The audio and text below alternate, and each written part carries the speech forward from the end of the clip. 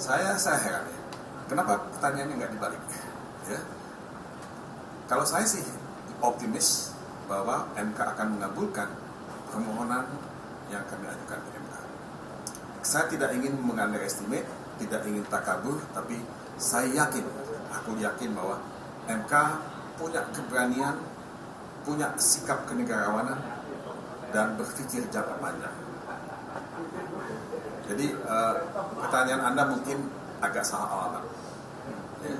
Oke, silakan. Saya beri Pak di masyarakat adat, bagaimana tanggapan Ibu 03 terkait Permensesnek 02/2020 yang dimaksudkan Bu Sri Mulyani, begini, itu mengejutkan saya. Bansos itu dibagikan sebelum kita tahu mengenai Permensesnek itu. Dan Presiden Jokowi membagi-bagikan bansos di mana-mana. Ya.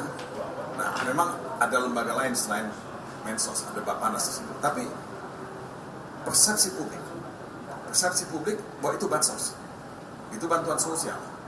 Ya. Nah, dan dipublikasi secara luas. Presiden Jokowi melakukan itu, turun gunung, turun langsung. Ya.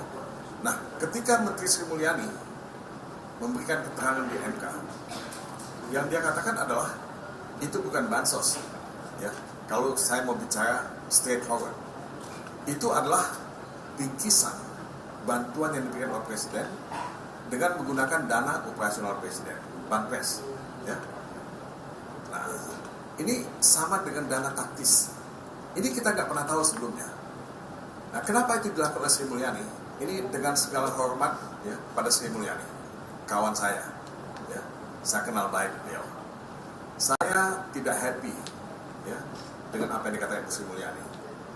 Karena itu bukan saja normatif, tapi itu semacam damage control. Ya. Damage control. Karena dengan pembagian bansos yang masif di 3 bulan menjelang pencoblosan itu, damage has been done. Publik tahu bahwa ada politisasi bansos.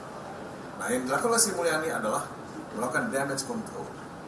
Nah, belakangan ini ketika kita Idul Fitri, Presiden juga membagi-bagikan bingkisan Idul Fitri, dia ambil di dana operasional itu. Nah, ini perlu diperjelas ya, perlu dijadikan ya sebagai bahan untuk kita melakukan evaluasi ke depan. Apa bisa ya dana operasional Presiden itu ya dibagi-bagigikan ya, seolah-olah itu bansos, seolah-olah dari Jokowi, dan menurut saya there is something wrong. Saya tidak happy dengan Ibu Sri Mulyani, ya harus saya katakan itu, ya dengan segala hormat pada beliau. Secara hierarki kan ya, apakah tadi Bapak bilang dana operasional yang diatur, apakah bisa atau boleh disebut atau ditentukan oleh Permen? Begini, kita ini ketika masuk ke reformasi, Bu, kita itu bicara mengenai korupsi anti itu. Nah, atas dasar itu kita ingin membangun transparansi dan akuntabilitas. Nah, kalau dana operasional Presiden, Banpres itu, ya, yang saya katakan tadi sama seperti dana taktis pada zaman Orde Baru, itu tidak akuntabel, tidak transparan. Nah, ini aja pertanyaannya. Apakah itu transparan atau tidak? Kenapa kalau itu transparan tidak diumumkan dari dulu? Ini diungkapkan oleh Sri Mulyani. Ya. Oke, ada yang lain nggak? Kalau nggak kita selesai ya? Ada. Oke. Dari video